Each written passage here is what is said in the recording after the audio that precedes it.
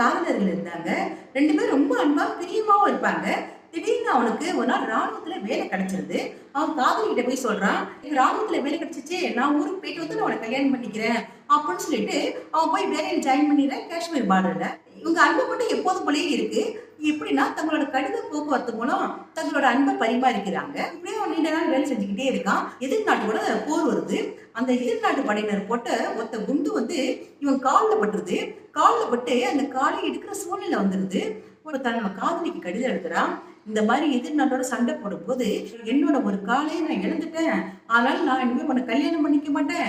நீ வேறு யாராவது திருமணம் பண்ணிட்டு நீ சந்தோஷமா இரு அப்படின்னு சொல்லி அவன் கடிதத்துல எழுதுறான். அதுக்கு பதில் அவ கடிதம் எழுதுறா. அவன் வருத்தப்பட்டு எழுதிட்டு சொல்றா, நீ எப்படி எந்த சூழ்நிலையில வந்தாலும் பரவாயில்ல, நான் ஒண்ணுதான் நான் திருமணம் பண்ணிக்குவேன், நீ ஊருக்கு வா அப்படின்னு சொல்லி அவன் கடிதம் எழுதுறா.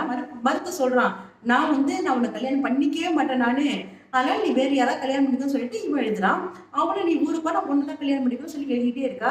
இவன் என்னென்னமோ சொல்லி பாக்குறான், அவன் கேட்கறதா இல்ல. சரி இவன் கடிதம் போடுறதே விட்டுட்டான். காதலி மட்டும் கடிதம் எழுதிக்கிட்டே இருக்கா. அவனும் கொஞ்ச நாள் எழுதி எழுதி பாக்குறான். இவன் பதில் போடாதனால ரொம்ப நாள் எழுதி பார்த்துட்டு அவனும் கடிதம் எழுதுறத விட்டுட்டா. பிறகு வந்து ரொம்ப நீண்ட இடைவெளி வந்துருது. 2 பேர் கடித போக்குவரத்தே இல்ல. பிறகு ரொம்ப நாளைக்கு பிறகு ஒரு பத்திரிக்கை வருது. பிரிச்சு பாக்குறான். பார்த்தா தன்னோட காதலோட பேர் போட்டிருக்கு. சரி பரவாயில்ல, இப்ப நாள் கல்யாணத்துக்கு ஒத்துக்கிட்டாலே அப்படின்னு சொல்லி சந்தோஷப்படுறான். மாப்பிள்ளை என்ன பண்றாருன்னு பாக்குறான். மாப்பிள்ளை பிராக்கெட்ல ராணுவ வீரர்னு போட்டுருச்சு. இவன் ரொம்ப சந்தோஷப்படுறான். அடடா ராணுவ வீரரா இருக்காரே அப்படின்னு சொல்லி ரொம்ப சந்தோஷப்படுறான். சரி இவ்வளவு நாள் ஊருக்கும் போகாம இருந்தானா, சரி இப்ப நாளும் போவோம், கல்யாணத்தையும் போய் பார்ப்போம்னு சொல்லிட்டு போறான். முன்னாடி போனா பிரச்சனையே போயிடுமே அப்படின்னு சொல்லிட்டு கல்யாணத்து அன்னைக்கு தான் போனா, திருமண நேரத்துக்கு தான் அவன் அந்த மண்டபத்துக்குள்ளேயே போறான். தன்னோட ஒத்த காலோட ஊனிக்கிட்டே அவன் மண்டபத்துக்குள்ள போறான். மண்டபத்துக்குள்ள போய் உட்காந்து பார்த்துக்கிட்டு இருக்கான். மாப்பிள்ளை தாலி எடுத்து அந்த பொண்ணு கழுத்துல கட்டுறாரு. திருமணமும் முடிஞ்சு போயிடுது. இப்போ வந்து அக்னி குண்டத்தை சுத்தி வரணும். பொண்ணு எந்திரிச்சு நிக்கிறா. மாப்பிள்ளையால எந்திரிக்கவே முடியல.